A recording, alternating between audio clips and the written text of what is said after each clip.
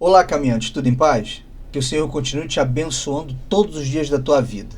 Eu vim aqui muito rapidamente para te fazer um convite. Se esse conteúdo tem te abençoado de alguma maneira, eu te convido a se inscrever no canal. Comenta o que você não gostou, não somente neste canal, mas em todos os canais que você assiste e até os que já é inscrito. Todo o conteúdo que você assiste em relação a Deus, ao reino, ao Senhor Jesus, a tua própria vida, tem sofrido pelos algoritmos das plataformas grande shadow ban, não divulgação de conteúdo. Claro, já está escrito, a gente sabe disso. O que a gente pode fazer é minimizar os danos, diminuir o impacto negativo. Conto com você para isso. Um abraço, que o Senhor continue te abençoando todos os dias da tua vida. Aproveita o vídeo.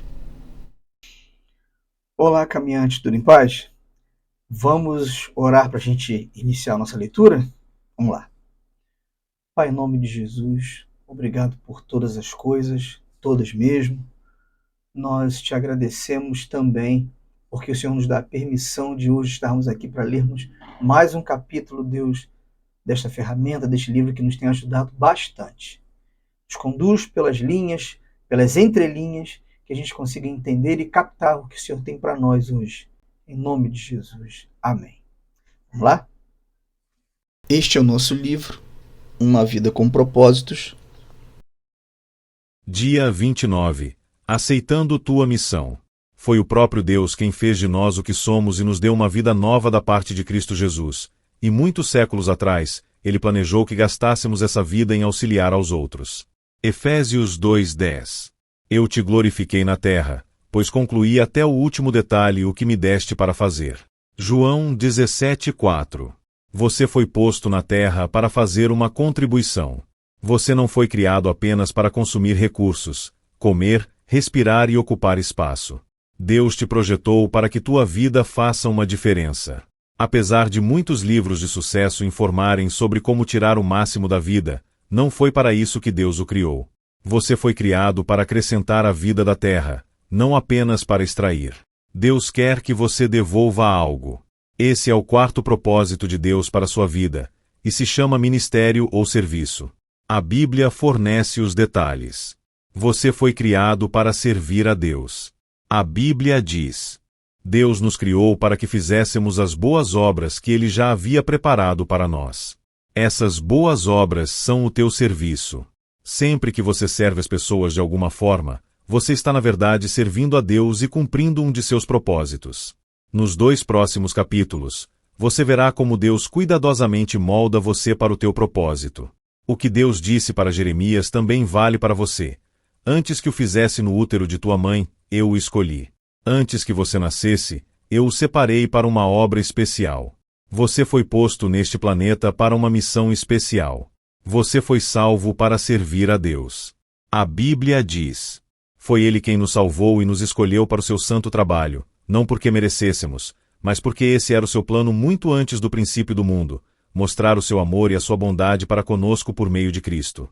Deus o redimiu para que você pudesse exercer tua santa vocação. Você não foi salvo pelo serviço, mas foi salvo para o serviço. No reino de Deus você tem um lugar, um propósito, um papel e uma função a cumprir.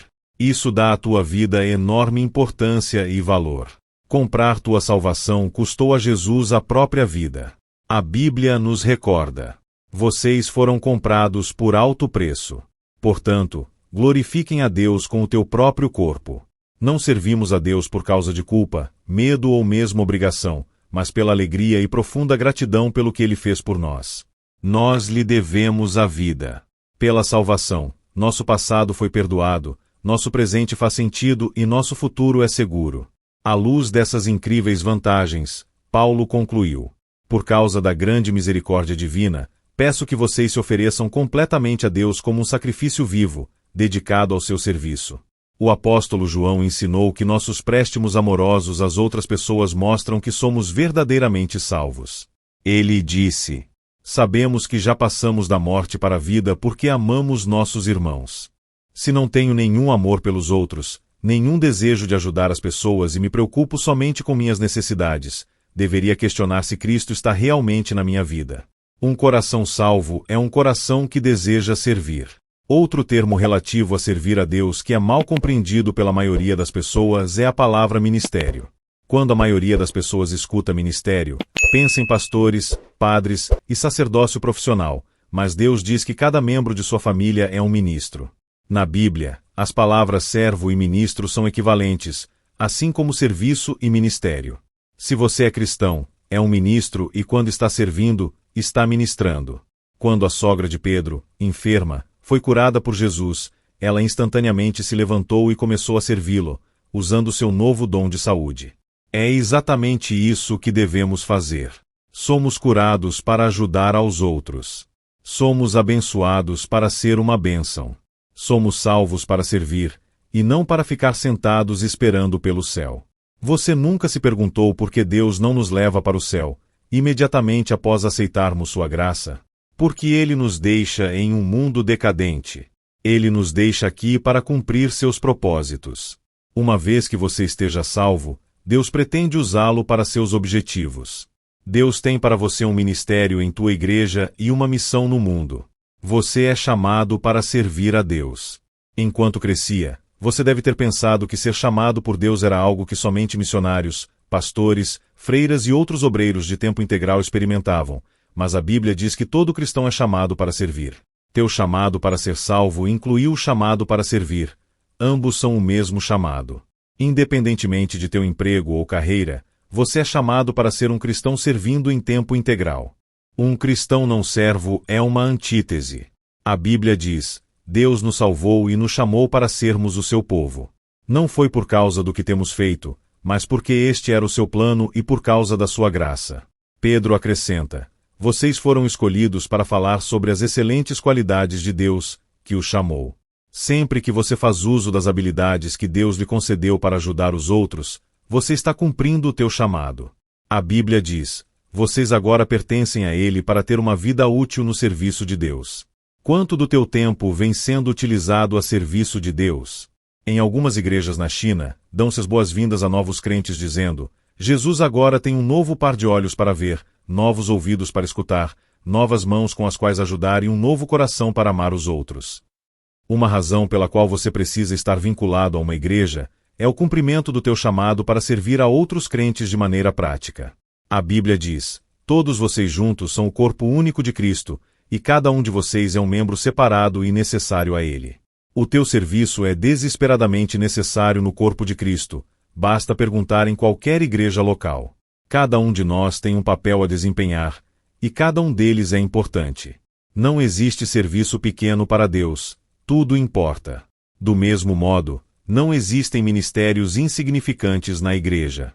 Alguns são visíveis e alguns são desempenhados nos bastidores, mas todos são valiosos.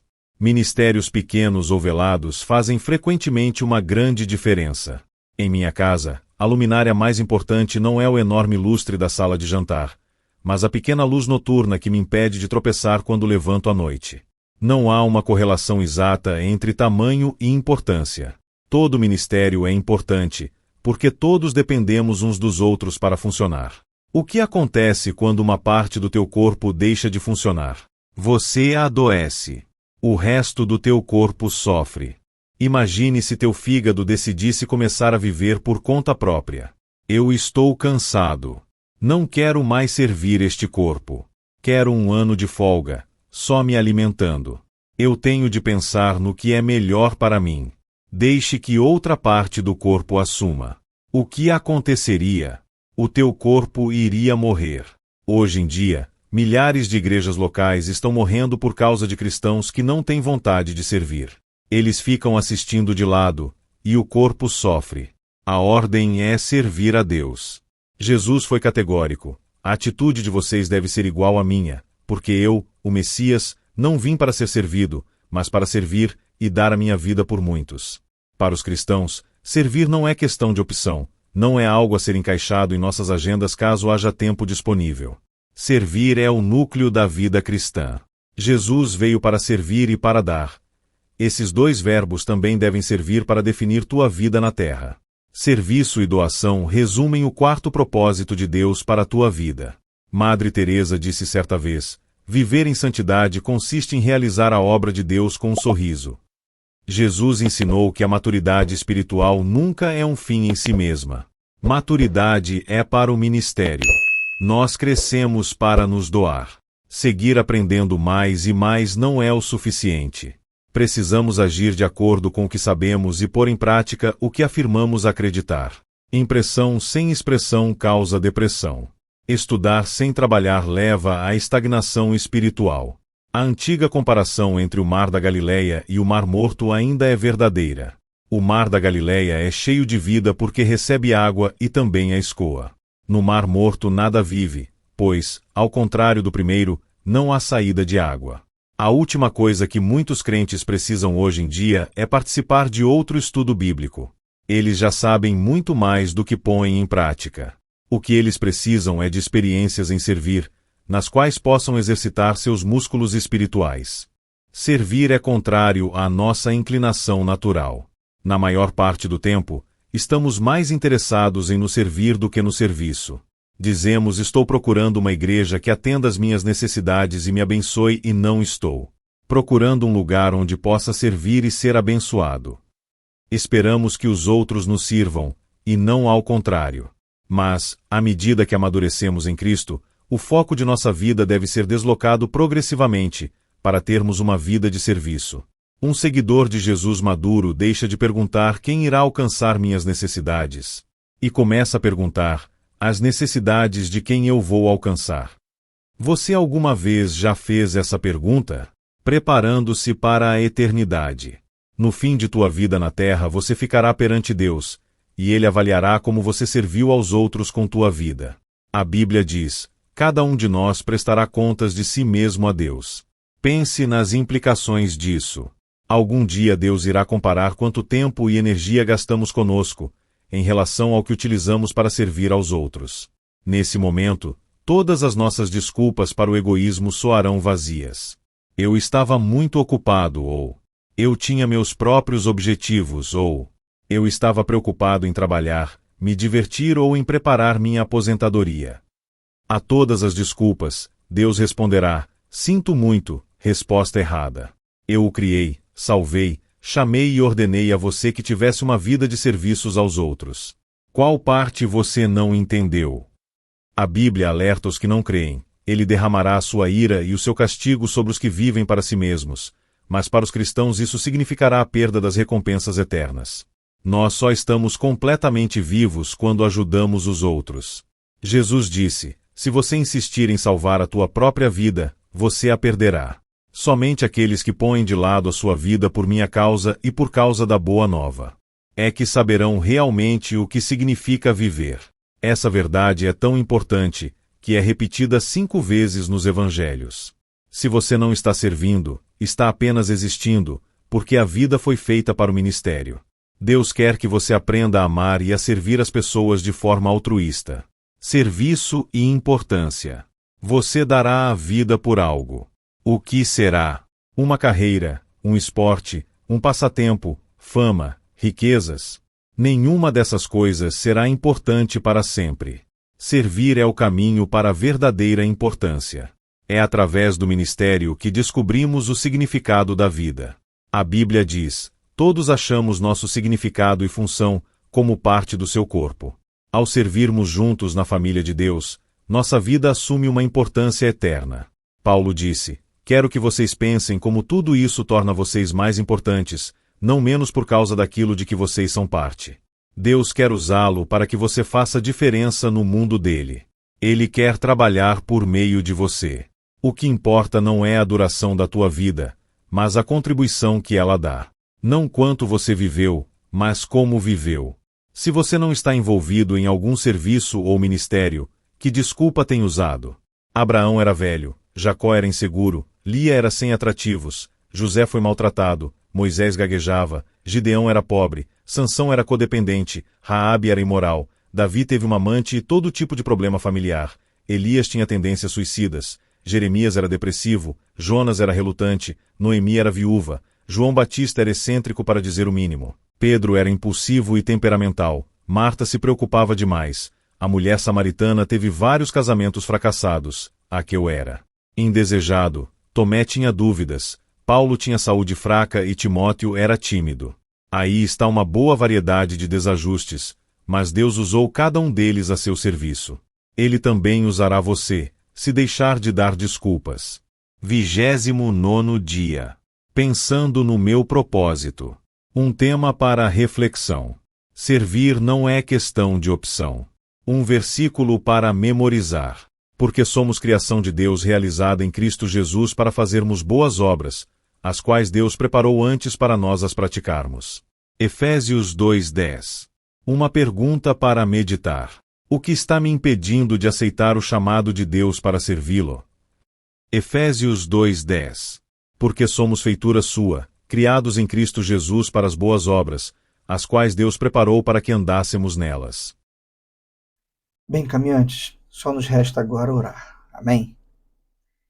Senhor, obrigado por tudo que lemos, obrigado por tudo que aprendemos e que iremos aprender ainda ao ruminar, Deus, as palavras desse livro, as linhas, as entrelinhas, os subtextos, o que estava entranhado ali e que o Senhor certamente descortinou para nós hoje. Te pedimos que isso não saia, te pedimos que isso não seja evaporado, que não seja diluído nos dias vindouros, nas outras atividades, nem com distrações. Te pedimos, Deus, que isso seja realmente um reforço para nós, uma ajuda para que a gente caminhe na tua direção com maior firmeza, maior convicção, mais energia, com maior afinco, Senhor, para que possamos servir o nosso irmão, o outro, porque assim nós servimos a Ti, segundo a Tua própria palavra que nos diz e nos ensina dessa maneira. Te agradecemos em nome de Jesus. Amém. Que Deus continue te abençoando todos os dias da tua vida. Até a próxima leitura, se Deus permitir. Um abraço, caminhante.